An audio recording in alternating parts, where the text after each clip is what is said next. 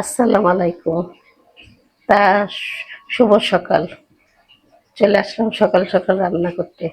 তা ভাই বোনেরা, আপনারা কেমন আছেন? নিশ্চয়ই আল্লাহর রহমতে ভালো আছেন। আমিও ভালো আছি, আলহামদুলিল্লাহ।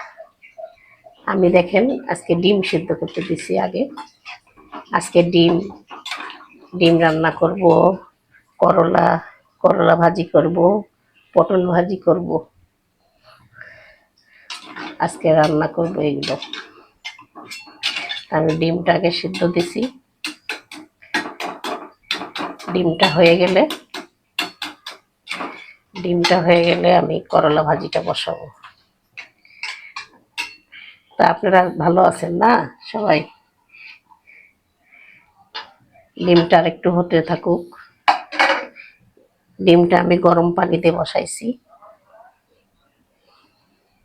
গরম পানির ভিতরে একটু লবণ দিয়ে দিছি। গরম পানির ভিতরে একটু লবণ দিয়ে দিবেন, তাহলে ডিমটা ভালো সিদ্ধ হয়।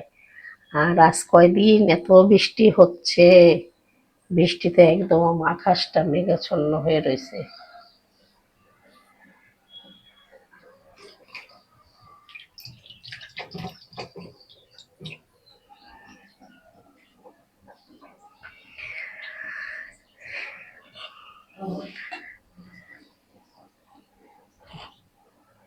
ডিমটা ডিমটা হচ্ছে ডিমটা হোক।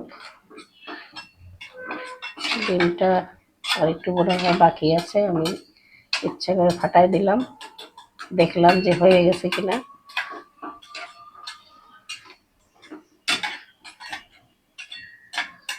আমি একটু পরে করলা ভাজি বসাবো, তখন আপনাদের দেখাচ্ছি। আমি এবার ডিমটা হয়ে গেছে, নামাই ফেলি। আমি এবার করলার জন্য পেঁয়াজ বসাই দিলাম।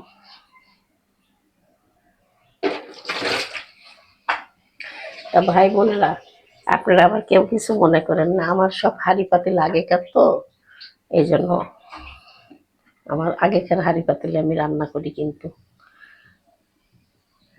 আমি অনেক বড় লোক না, এই জন্য নতুন নতুন হাঁড়ি পাতিল কিনতেও পারি না।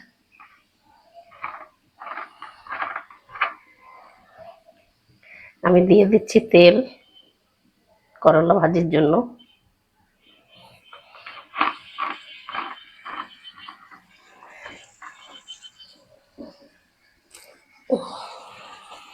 তো অনেক ভাই বোনেরা আমাকে অনেক সুন্দর সুন্দর কমেন্ট করেন, আমার দেখে খুব ভালো লাগে। তো এরকম করেই আমার পাশে থাকবেন, লাইক কমেন্ট শেয়ার করবেন।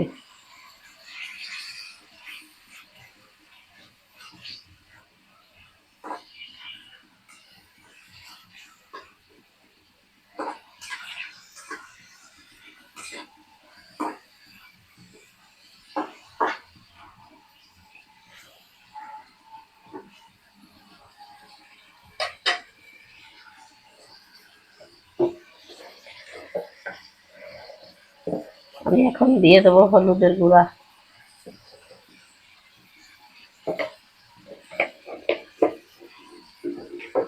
করলা ভাজিতে আমি সেরকম কিছু দিই না, হলুদের গুঁড়া দিই, লবণ দিই, আর আপনার কাঁচামরিচ দিই। আমি এইসবই দিই, আর কিছু দিই না।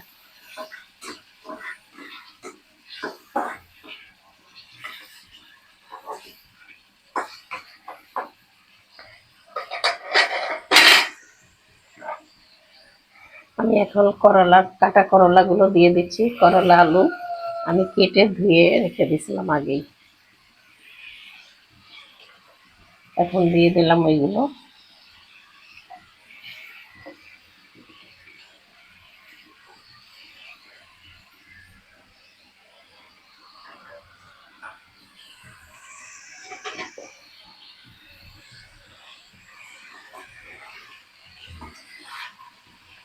চুলার থেকে শুধু বারবার সরে যায় হাঁড়ি পাতিলগুলো, এই জন্য ধরার লাগে।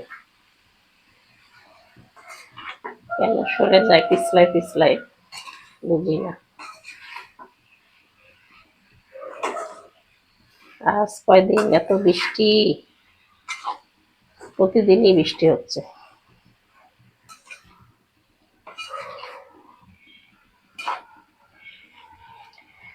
আমি করলা ভাজিটা বসাই দিলাম, করলা ভাজিটা হতে থাকুক।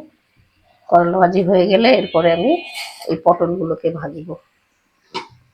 তা আমি এখন ঢেকে দিলাম, এখন হতে থাকুক আস্তে আস্তে। আপনাদের সাথে পরে আবার আসছি।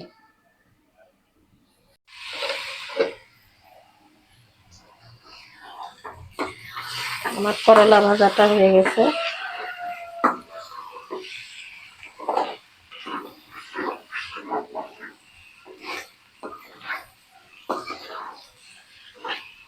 আমি এখন নামিয়ে ফেলবো।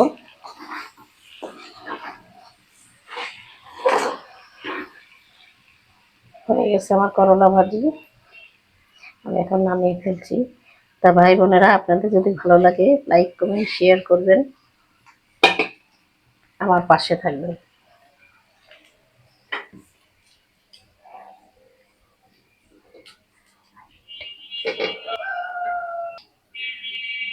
একই সাথে এটা এটা হবে একসাথে।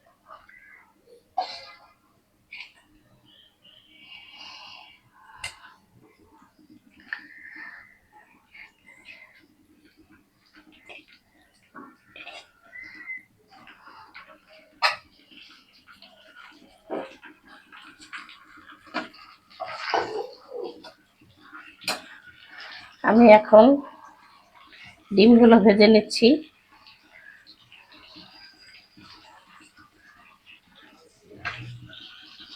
এতে তেল ছিল, এই জন্য একটু কালো দেখাচ্ছে।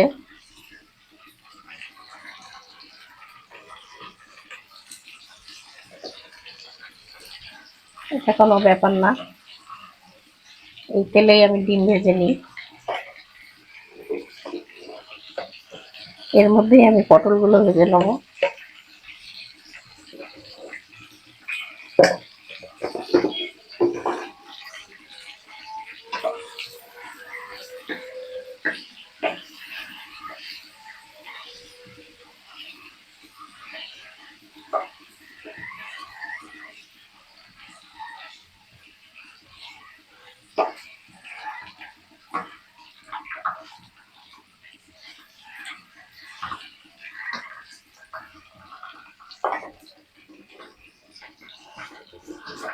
আমার ডিমগুলো লাল হচ্ছে, এর মধ্যেই আমি দিয়ে দিই, এর মধ্যে পটল দিয়ে দেবো, বেশি করে লবণ দিয়ে দিলাম।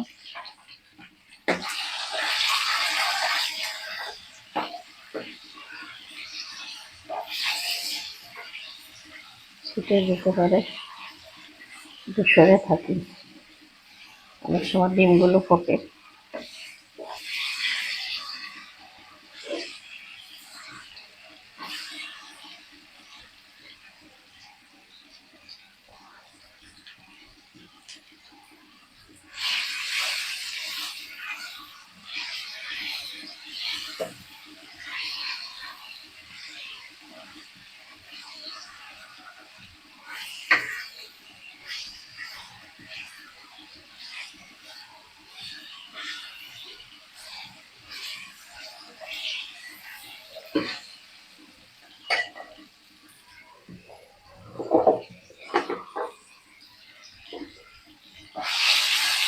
আমার ডিমগুলো লাল হয়ে গেছে, আমি এখন ডিমগুলো নামাই ফেলি।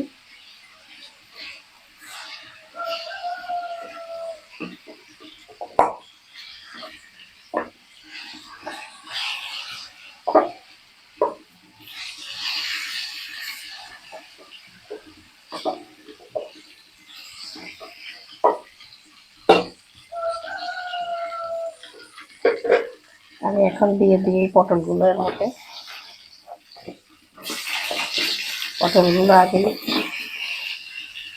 ভালো করে ধুয়ে রাখছিলাম।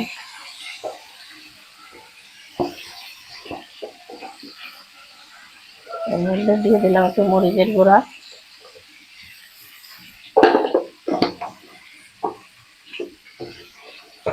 আর একটু হলুদের গুঁড়া দিয়ে দিই।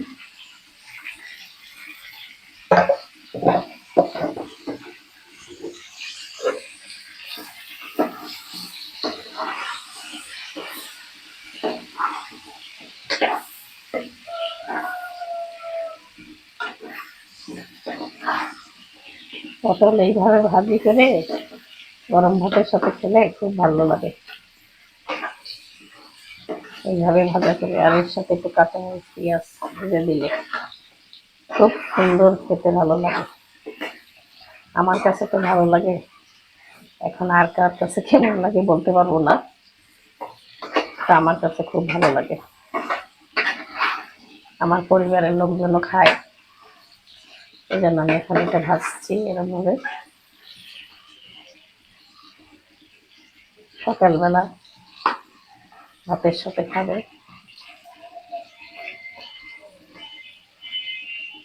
তা ভাই বোনেরা, আপনারা ভালো ভালোই কমেন্ট করেন আমাকে, আমার খুব ভালো লাগে দেখে পড়ে। তা আপনারা এরকম ভাবেই আমার পাশে থাকবেন, সাবস্ক্রাইব করবেন, আমাকে বেশি বেশি শেয়ার করবেন। আমি এখন ঢেকে দিই, একটু হতে থাকুক।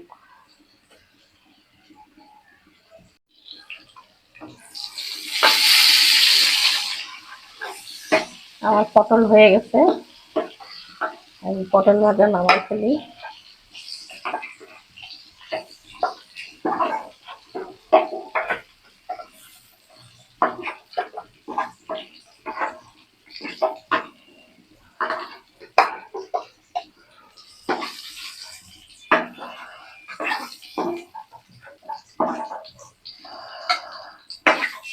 পটল ভাজাগুলো হয়ে গেছে, তেলটা কালো হয়ে গেছে ওই যে হলদি টলদির জন্য, মরিচের জন্য।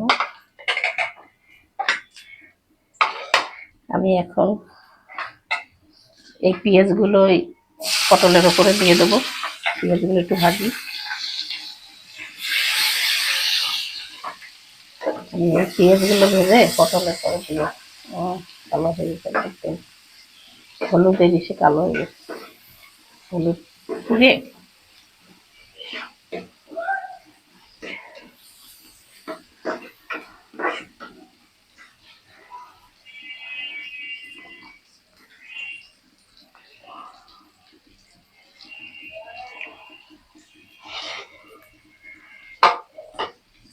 আমার এই যে পটল ভাজি, তার মধ্যে পেঁয়াজ দিয়ে দিচ্ছি, আর এই যে করলা ভাজি, আজকে সকালের খাবার।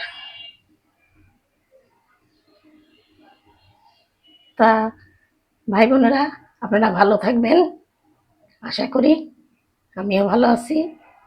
আমাকে দোয়া করবেন। আমি এইখানেই শেষ করলাম। আল্লাহ হাফেজ।